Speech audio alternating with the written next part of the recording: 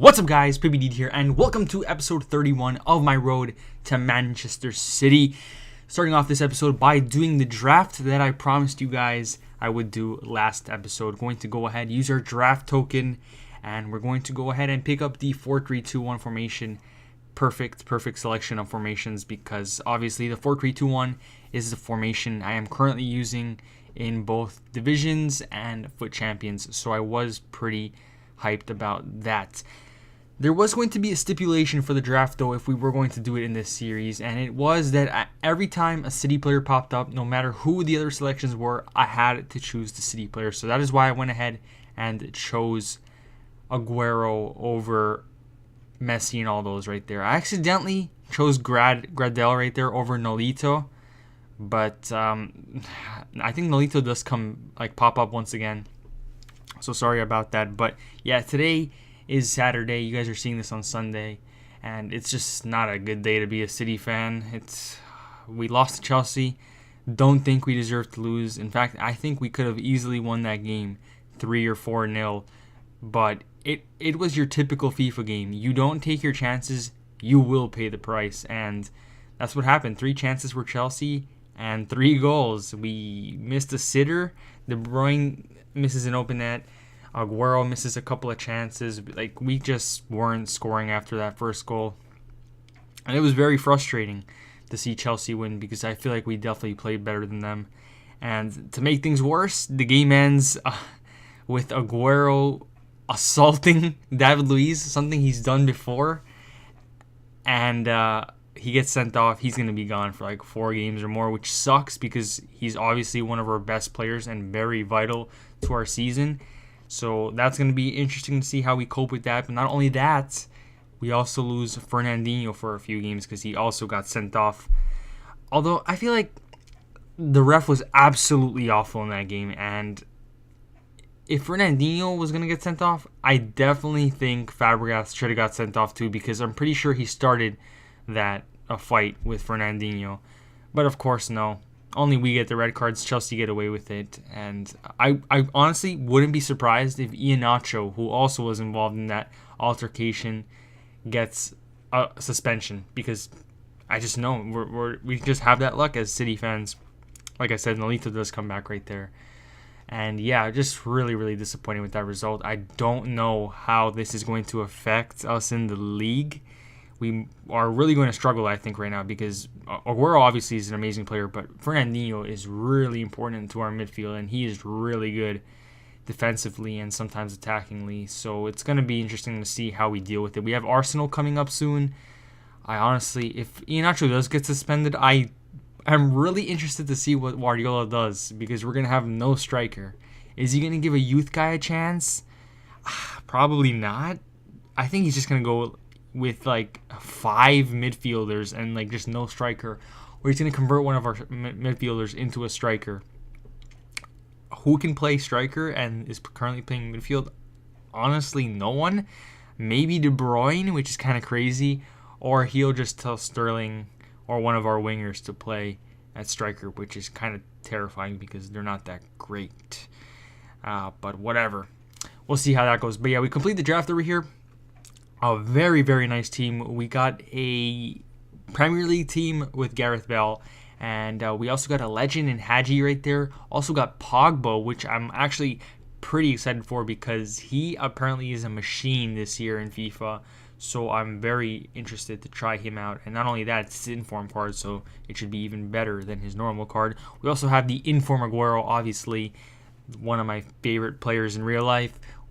Apparently a really good striker this year. I haven't tried him yet because he's way too expensive, but his inform card looks very good, and it's going to cost us a long time before we can buy that inform card because that is the same exact price as his team of the season last year, which is, well, no, the team of the season was a little bit more expensive, but around the same price, which is honestly a little bit scary because if he does get a team of the season, is it going to cost double than what that card costs? We are going to need to make a lot of money this year, I think, like we do every year, but this year a little bit more if we want to get the full City team. But we jump into a game over here. This guy has the 4-3-1-2, a formation I said I wanted to test out, but I really don't get the time. And it was going to be interesting to see how it would play against our 4-3-2-1. He's got a pretty decent attack right there. Ozil, informed Sanchez, and Gareth Bale. Pretty decent midfield right there. And over here in the 12th minute, we would create the first chance of the game. Over here, Alexis Sanchez steals the ball. Coquelin gives it to Aguero. Aguero to Sanchez, and Sanchez with a lovely finish into the bottom left corner. And Sanchez is actually a player I'm interested in using in FUT Champs. The thing is, I love Martial in the left wing role, and that's obviously the position Sanchez plays. But I might give Sanchez a shot at some point. Not anytime soon, because the next weekend league requires you to have 3 nations. And by the way, I forgot to mention this, but it's not that big. But a couple of episodes ago, I switched the abbreviation. I keep forgetting to tell you guys this, but yeah. Our abbreviation used to be MAN, just MAN. And then I went ahead and bought off the catalog, the thing that lets you change your club name, and I switched it to the one we have in real life, which is MCI. So hopefully you guys are happy about that if it was bothering you. But yeah, I changed it a while ago and I forgot to mention it. And another thing is that for the upcoming month of FUT Champions, there's going to be 5 weekend leagues rather than the usual 4, and that is because there's 5 weekends in December. So that means more games, and EA actually made it easier to get into Elite for the month. And I was just telling you guys last episode that one of my goals for this year is to definitely get Elite for the month at some point. And now it is our best chance, because you only need to average gold 2 every single week to get Elite for the month. You need 112 wins out of 200 games. And if we don't get it this month, that I don't think we ever will. So I'm really excited for this month of FUT Champions, because we are the type of player that averages gold 2 every week. And I think we can definitely get Elite for the month. It'd be honestly embarrassing if we don't get it this time. But yeah, we're winning this game 4-1. Pretty comfortable lead. Just dominating this guy. We got such amazing players, which just excites me even more for having great players in the future in FUT Champions. And over here, Hagi goes through on goal, takes the low-driven shot, which I've gotten 100% better at. I used to just pass it to the goalie or not put enough power, and it would be terrible. But I've definitely improved my low-driven shot, which is very effective this year in FIFA. So I'm pretty proud of that. And over here, he does get a goal right there, a bit of a cheesy goal right there. And it's 5-2, but we're still holding on to that lead right there. And we're going to try and get a 6th, because we don't want him having the last laugh. And over there, yeah, almost gets a goal. Very cheesy goal. And over here in the 90th minute, we would try and have that last laugh over here, as Pogba gives it to Coquelin. Coquelin does a 1-2 with Sanchez, who gives it to Coquelin, and Coquelin with a great pass to Aguero. Aguero misses the first time shot. It falls to Sanchez. Sanchez swings it across, and Paul Pogba is there to head it in, make it 6-2. And with that, we would win the first game of the draft. So a pretty good win in our first game. I honestly was expecting to lose in the first round, because I've been so bad at draft this year, and pretty much every year, to be honest. But it's nice to get progression to the next round. Hopefully we can win the draft. That would be very nice, because we would get a pretty decent reward, hopefully. But that's going to be played during the next few episodes. And we're going to go ahead and do a squad builder challenge, of course, because we do at least one every single episode. And it's one of the best parts of FIFA this year, in my opinion. But before we do that, we're going to go ahead and take a look at the transfer list. We did sell the Joe Hart pack to the last episode. I also went ahead and bought a few Kelechi Iheanachos, and you're going to be seeing how much I bought them for. I bought them for like 8,000 to 9,000 coins, and the reason for that is because when there is a silver team requirement in FUT Champ or the daily knockout tournament, his price is going to go up. I noticed it with the last one. He used to be around 8,000 to 10,000 coins.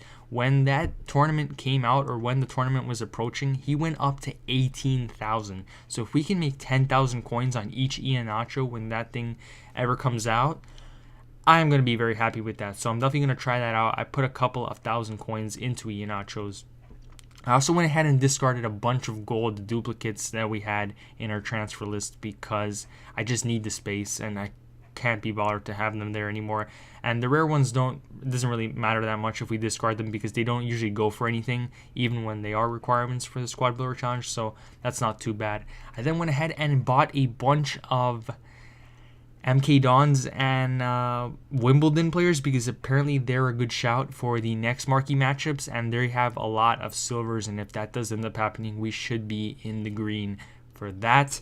And then we go ahead and take a look at our squad that we're going to be rocking a 4-foot champions. A pretty similar squad to the one we rocked last week. Only one change, I believe, and that one change is actually going to be Gundogan. He will be making his exit, and that is because I will be selling him, and that is because I have a feeling, I know that the team of the group stages is going to come out later this week around Friday, and Gundogan is definitely a player I could see making it into that team of the group stages, so I don't want to risk him coming out and me losing a lot of money when I can make some profit right now. And we would make some very nice profit over here. We're going to list him up for 226. I think I do end up selling him for like 220, which is just under 100,000 coins of profit, which is very, very nice. So if he does come out, we're going to rebuy him during that time period. If he doesn't come out, we're going to just wait until Team of the Year when he drops a little bit more and then rebuy him. But yeah, definitely want to get that profit while we can, because I'm scared that he will be re-released in the team of the group stages. I also went ahead and show you guys the prices I paid for all the players in the team, because I just never show you guys that. I buy players, sell them, and I never show you guys the prices of the players I used. But yeah, we have a pretty expensive team right there, and it's playing well in Foot Champions, so hopefully we can continue to play well. And we then go ahead and do the Real Salt Lake Challenge, our first challenge in the MLS. We haven't done any, and the reason I did that one was because I had a lot of Real Salt Lake players. Well, not a lot, I had like 5. I said, you know what, I'll go buy the other ones. They're not that expensive. We do get a silver pack for that, so we're going to go ahead and do it. And before we open up that silver pack that we got for completing it, we do open up a 2 silver player pack, because I did another bronze upgrade. And bronze upgrades are going to be something I'm going to be doing a lot from now on forward, because I am going to invest more time in 2 bronze packs, because apparently they pay off amazingly. And the silver upgrades are very nice packs to have, because we get players that we're going to need for other challenges.